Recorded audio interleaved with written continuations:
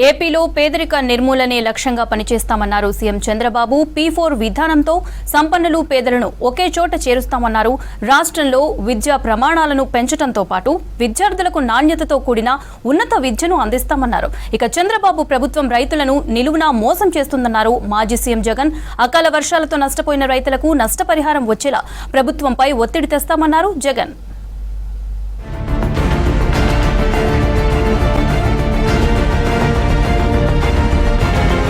సంపన్నులు పేదలను ఒకే చోటుకు చేర్చడమే లక్ష్యంగా P4 విధానాన్ని రూపొందించినట్లు తెలిపారు ఏపీ సీఎం చంద్రబాబు.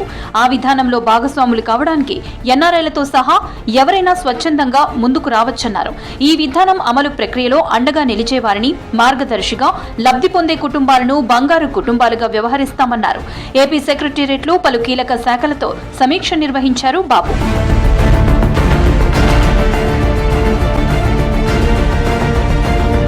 ఏపీ అమరావతిలో అంతర్జాతీయ స్థాయి వర్సిటీ GNUతో ప్రభుత్వం ఒప్పందం చేసుకుంది. మంత్రి నారా లోకేష్ సమక్షంలో జార్జియన్ నేషనల్ యూనివర్సిటీ బృందం రాష్ట్ర ప్రభుత్వం అవగాహన ఒప్పందం చేసుకుంది. ఉండవల్లి నివాసంలో జరిగిన కార్యక్రమంలో JNU ఏపీ ప్రభుత్వ ప్రతినిధులు MOUపై సంతకాలు చేశారు. ఒప్పందం ప్రకారం అమరావతిలో ఇంటర్నేషనల్ యూనివర్సిటీ స్థాపించడానికి GAU సుమారు 1,300 కోట్ల పెట్టుబడి పెట్టనుంది.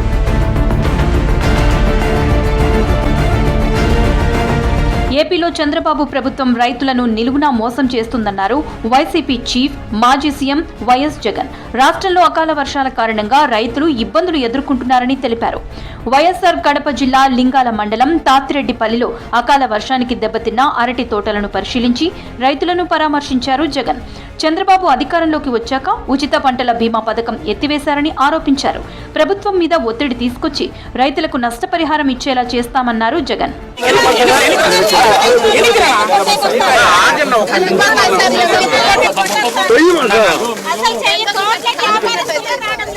ఏపీలోని మున్సిపల్ స్కూళ్లను మోడల్ స్కూళ్లుగా తీర్చిదిద్దుతామన్నారు మంత్రి నారాయణ. నెల్లూరులో మున్సిపల్ ప్రాథమిక పాఠశాలను సందర్శించారు మంత్రి. తమది మాటల ప్రభుత్వం కాదని చేతల ప్రభుత్వమని చెప్పారు. రాష్ట్రంలో 123 మున్సిపాలిటీల్లో పార్కుల అభివృద్ధి, జిమ్ ఎక్విప్మెంట్ ఏర్పాటు చేస్తామన్నారు. ప్రజల అవసరాలను నేరుగా వారి ద్వారానే తెలుసుకునే ప్రయత్నం చేస్తున్నామన్నారు మంత్రి నారాయణ. ఏపీ తిరుపతిలో ముంతాజ్ ఒబెరాయ్ హోటల్ కి సంబంధించి 35.25 ఎకరాలు, ఏపీటీడీ సంబంధించి 17 ఎకరాలు టీటీడీ వెనక్కు తీసుకుంటుందన్నారు చైర్మన్ బిఆర్ నాయుడు. ఈసారి ప్రతి స్కూల్ని నేనే పర్యవేక్షిస్తున్నా. నెల్లూరు టౌన్ లో 54 స్కూల్స్ ఉన్నాయి. ఈ 54 స్కూల్స్ ని మోడర్నైజ్ చేయాలి. ఆ యొక్క మంత్రిని, ఎడ్యుకేషన్ మంత్రి గారిని యాక్చువల్గా గవర్నర్ లోకేష్ గారితో కూర్చొని మాట్లాడడం జరిగింది. వారు కూడా డెవలప్ చేయండి, ఒక మోడల్గా చేయమన్నారు. అందువల్ల నెల్లూరులో ఉన్న 54 స్కూల్స్ని మోడల్ స్కూల్స్గా చేయాలి ఉద్దేశంతో దాదాపు నిన్న మొన్న అయితే ఆల్మోస్ట్ 40 స్కూల్స్ దాకా తిరిగేశాను.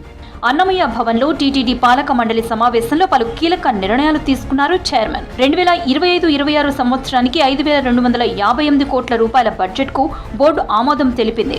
శ్రీవారికి సంబంధించి భూముల్లో ఎటువంటి నిర్మాణాలు చేపట్టకూడదని నిర్ణయం తీసుకున్నట్లు తెలిపారు. టీటీడీలో పనిచేసే ఉద్యోగస్తులు హిందువులు మాత్రమే ఉండాలని మరోసారి తీర్మానించామన్నారు చైర్మన్ బిఆర్ నాయుడు.